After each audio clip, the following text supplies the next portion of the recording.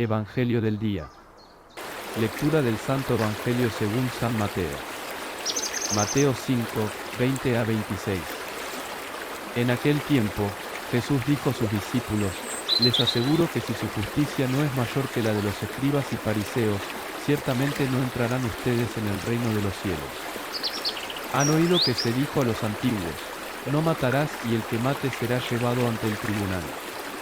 Pero yo les digo, todo el que se enoje con su hermano, será llevado también ante el tribunal, el que insulte a su hermano, será llevado ante el tribunal supremo, y el que lo desprecie, será llevado al fuego del lugar de castigo.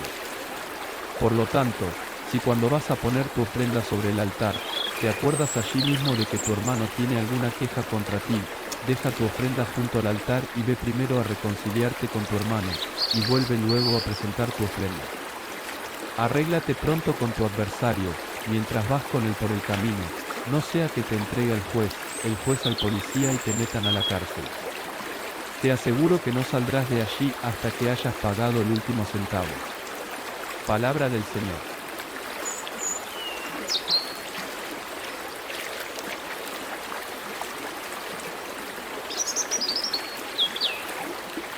El pasaje del Evangelio de Mateo 5, 20 a 26 forma parte del Sermón de la Montaña, uno de los discursos más importantes de Jesús, donde él profundiza en la ley de Moisés y revela el corazón del mensaje cristiano. Este texto nos invita a reflexionar sobre la justicia, la reconciliación y la importancia de vivir en armonía con los demás. A continuación, analizamos su contexto, interpretación y aplicación práctica desde la perspectiva católica.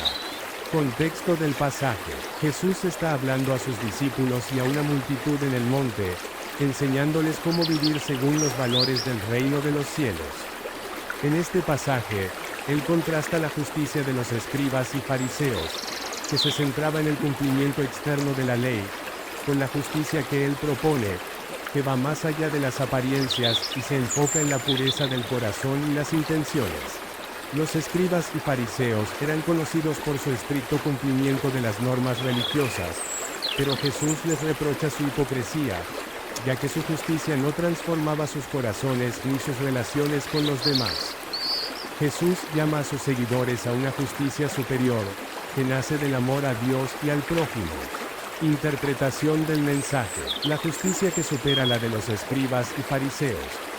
Jesús exige a sus discípulos una justicia que no se limita a cumplir reglas, sino que busca la santidad en todos los aspectos de la vida. Esta justicia se basa en el amor, la humildad y la misericordia, y es esencial para entrar en el reino de los cielos. El pecado no se limita a las acciones externas. Jesús profundiza en el significado del mandamiento "no matarás". No solo condena el acto físico de matar, sino también las actitudes internas que dañan las relaciones, como el enojo, el insulto y el desprecio. Estas actitudes son contrarias al amor fraterno y pueden alejarnos de Dios. La importancia de la reconciliación. Jesús enfatiza que la reconciliación con el hermano es prioritaria sobre cualquier acto de culto. No podemos pretender estar en paz con Dios si estamos en conflicto con los demás. La reconciliación es un paso esencial para vivir en comunión con Dios y con la comunidad. La urgencia de resolver los conflictos. Jesús usa la imagen de un adversario en el camino para ilustrar la importancia de resolver los conflictos rápidamente. Si no lo hacemos, las consecuencias pueden ser graves, tanto en el ámbito espiritual como en el personal y social. Aplicación práctica para promover los valores cristianos. Cultivar la justicia del corazón. Como católicos, estamos llamados a vivir una justicia que va más allá de las apariencias. Esto implica examinar nuestras intenciones, actitudes y acciones, y asegurarnos de que estén guiadas por el amor a Dios y al prójimo. Evitar el enojo y el desprecio. Debemos esforzarnos por controlar nuestras emociones y tratar a los demás con respeto y dignidad. El enojo, el insulto y el desprecio no solo dañan a los demás, sino que también nos alejan de Dios. Priorizar la reconciliación. Si tenemos conflictos con alguien, debemos buscar la reconciliación lo antes posible. Esto puede implicar pedir perdón, perdonar o simplemente dialogar para resolver malentendidos. La reconciliación es un acto de amor que refleja la misericordia de Dios. Vivir en paz con los demás. La paz es un valor fundamental del reino de los cielos. Debemos ser constructores de paz en nuestras familias, comunidades y lugares de trabajo, promoviendo el diálogo, la comprensión y el perdón. Reflexionar antes de actuar. Antes de presentar nuestras ofrendas a Dios, oraciones, sacrificios, obras de caridad, debemos asegurarnos de que estamos en paz con los demás.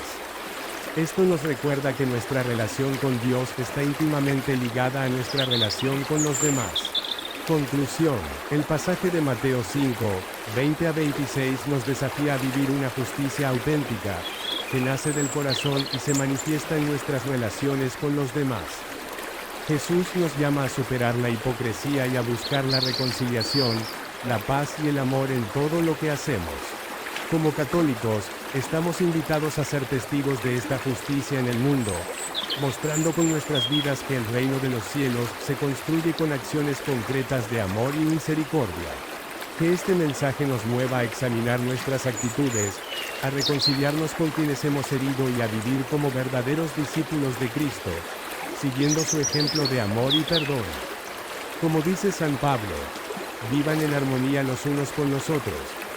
No sean arrogantes, sino condesciendan con los humildes. No se crean los únicos que saben. Romanos 12, 16. Que así sea. Historia. El puente de la reconciliación. Introducción. En un pequeño pueblo rodeado de montañas, vivían dos familias que habían sido vecinas por generaciones, los Martínez y los López. Ambas familias eran conocidas por su devoción católica y su participación activa en la parroquia local. Sin embargo, un conflicto entre ellas había dividido no solo a sus miembros, sino también a toda la comunidad. Todo comenzó hace 5 años, cuando un malentendido sobre los límites de sus terrenos escaló hasta convertirse en una disputa amarga. Las palabras hirientes, los insultos y el rencor se apoderaron de sus corazones, y lo que antes era una relación de amistad se convirtió en un muro de silencio y resentimiento. El conflicto de los Martínez. Don Roberto Martínez, el patriarca de la familia, era un hombre de carácter fuerte y principios firmes. Aunque en el fondo sabía que el conflicto con los López era absurdo, su orgullo no le permitía dar el primer paso hacia la reconciliación. Ellos empezaron esto, decía, y no voy a ser yo quien se humille. Sin embargo, cada vez que iba a misa y escuchaba las palabras de Jesús sobre el perdón, sentía un peso en su conciencia. Su hija menor, Lucía, de 18 años, sufría en silencio. Había sido amiga de Daniel López desde la infancia, pero el conflicto entre sus familias les había obligado a distanciarse. Lucía sentía que su fe se debilitaba al ver cómo el rencor había destruido la armonía en su hogar y en la comunidad. El conflicto de los López. Doña Carmen López, viuda y madre de 3 hijos, era una mujer de profunda fe, pero el dolor por la muerte de su esposo la había hecho más vulnerable al rencor. Aunque en su corazón sabía que el conflicto con los Martínez no honraba a Dios, sentía que perdonar sería traicionar la memoria de su difunto esposo, quien había sido el más afectado por la disputa.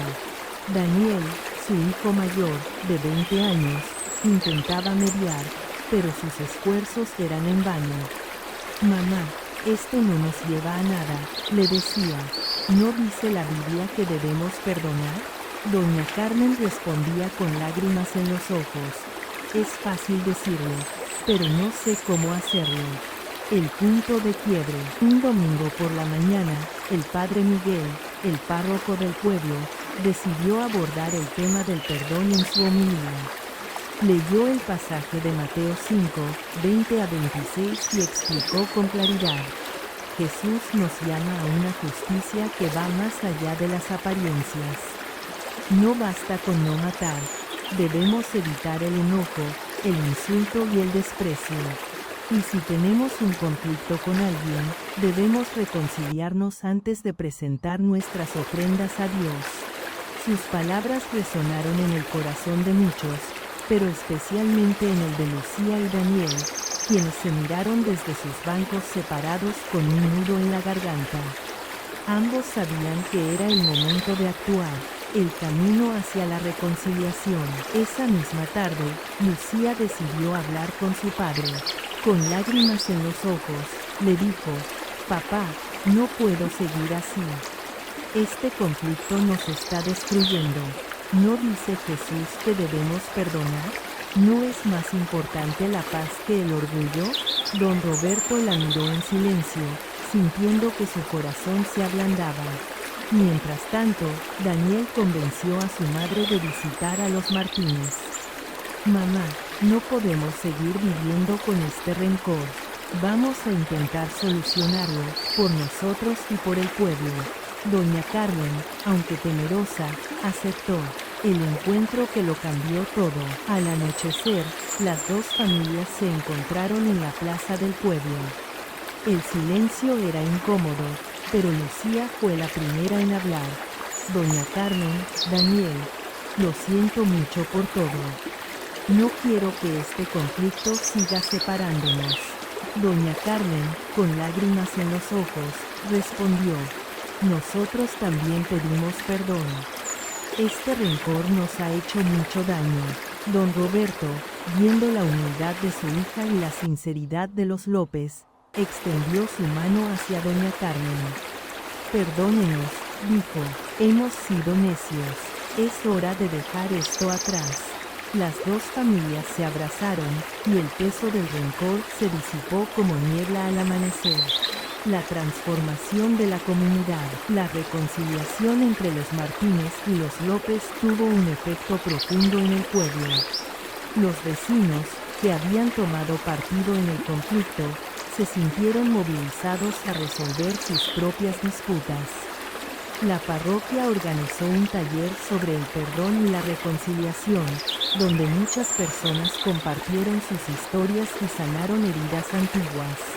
Lucía y Daniel retomaron su amistad, y juntos lideraron un proyecto para construir un puente que uniera los terrenos de ambas familias. Lo llamaron el Puente de la Reconciliación, y se convirtió en un símbolo de unidad para toda la comunidad. Moraleja y consejo. Esta historia nos enseña que el perdón y la reconciliación son esenciales para vivir según los valores del reino de los cielos. El pasaje de Mateo 5, 20 a 26 nos recuerda que no basta con evitar el mal. Debemos cultivar la paz en nuestros corazones y en nuestras relaciones.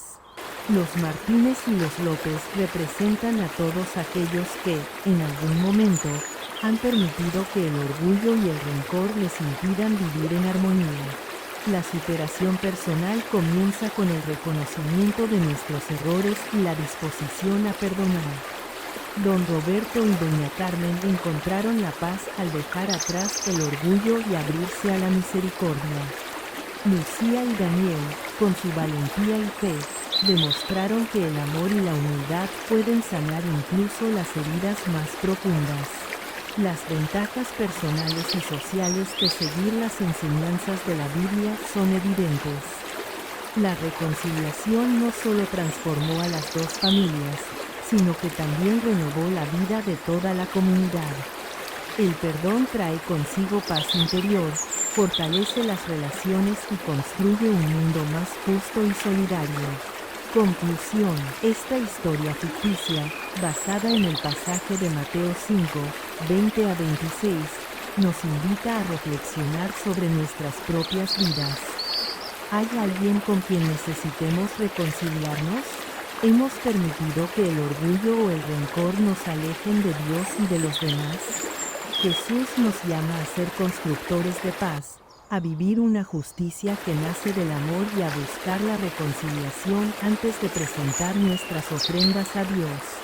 Que esta historia mueva a los católicos a examinar sus corazones, a perdonar y a buscar la paz en todas sus relaciones. Como dice San Pablo, Esfuércense por mantener la unidad del Espíritu mediante el vínculo de la paz. Efesios 4:3. Que así sea.